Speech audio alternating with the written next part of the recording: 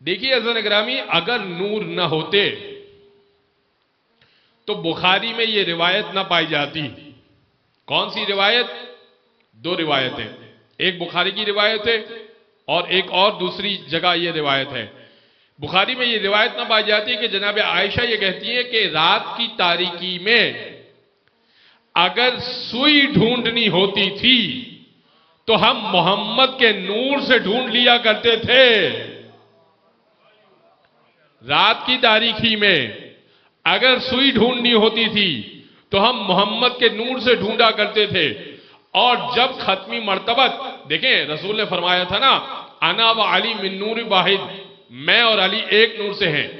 तो खुद जनाब आयशा फरमाती हैं, कहती हैं कि जब रसूल चादर तान के सोया करते थे तो नूर छन छन के निकला करता था। असहाब कहते थे कि जब जंग का भी आलम होता था तो रसूल जब आराम फरमाया करते थे तो हमें कैसे मालूम होता था कि इनमें रसूल कौन है? तो यह पता चलता था कि यह चादर जो तान के सोया है, चादर से नूर छन छन के निकल रहा है। जो नूर छन छन के जिससे निकल रहा होता था वही मोहम्मद अरबी हुआ करते थे। यह उम्महातुल मोमिनीन का भी बयान है, यह असहाब का भी बयान है।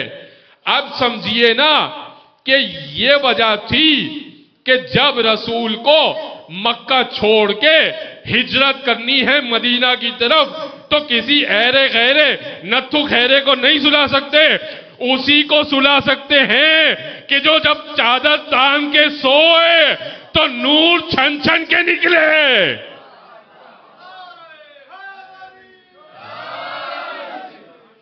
भाई उसी को सुला सकते हैं ना, कि जिसको सुलाएं तो नूर छन छन के निकले। इसीलिए फरमाया अना व अली मिन नूर वाहिद। और जब चादर को उलट के देखा और पूछा, अरे मोहम्मद तो है नहीं, तो इसका मतलब अब ये बात भी गलत हो गई कि अली का कद छोटा था।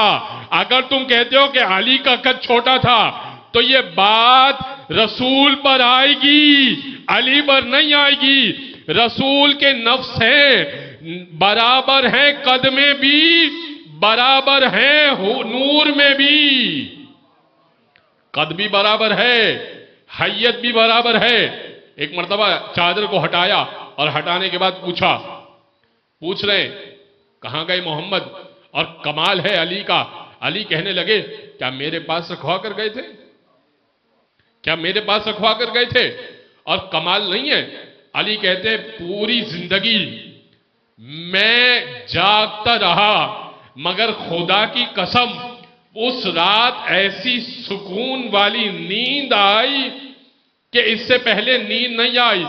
वो जो तलवारों के साए में सुकून से सो जाए वो होता है हैदर कर्रार। या